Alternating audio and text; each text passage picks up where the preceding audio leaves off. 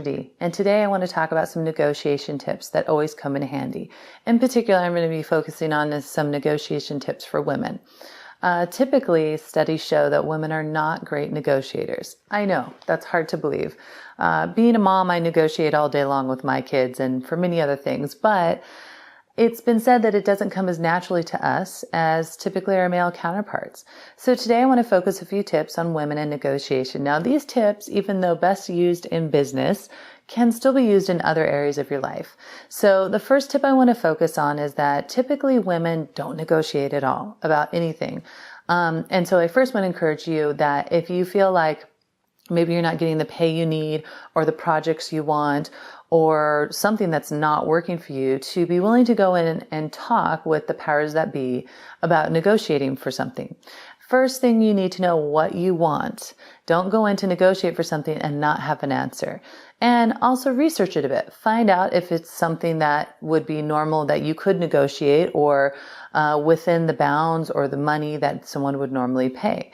Negotiation can always be a bit fearful, but if you go in knowing what you want and what your requirements are, you'll be better suited for it when you're talking. The next thing is oftentimes women negotiate best when they bring someone in with them. So for a good example, and I say bring someone with you, I don't mean bring a person. I mean, let's say you're talking with the manager, CEO, or the person that you need to negotiate with. First thing you might say to them is, I'd really like you to see if you can help me figure this issue out. Maybe we can work together on this to help me figure out how best to handle this. Whenever you bring someone into the situation, it usually creates a much more positive environment. It doesn't seem as demanding, and now they're included into this. So it's something really important that you can do. I've found a lot of success when doing and using this approach. And the next thing is make sure that you negotiate from an area that makes sense. Don't come in and say, I'm a woman and I demand more pay. Well, sure, maybe that's true, but how and why? I mean, we're looking at this because we're qualified, because not just because we feel like it, but we deserve it because we meet the expectations and why. So you want to come in from that collective perspective is another negotiating tip. Very often when I've had people try and negotiate with me, oftentimes they haven't researched it very well, and so they don't know. Now, typically the other option is that women, we say don't negotiate, they don't negotiate well, but we also want to make sure that we're negotiating sometimes not for ourselves, but for others.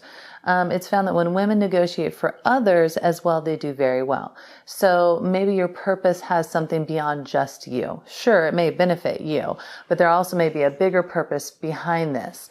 So, maybe I'm negotiating to get a new program in that I want to run. Well, sure, it would benefit me, but how many other people would the program benefit as well?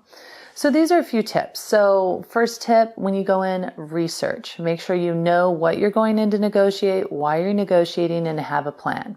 Know your highest and lowest amounts if it's a money thing that you're negotiating, and also know the benefits and drawbacks if it's something else. Next, bring in the collective. Have them come in and help you problem solve. When you're problem solving together, it feels less like a demand and more like helping each other out.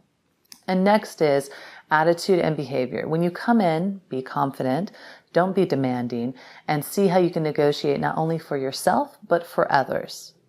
Thanks for listening.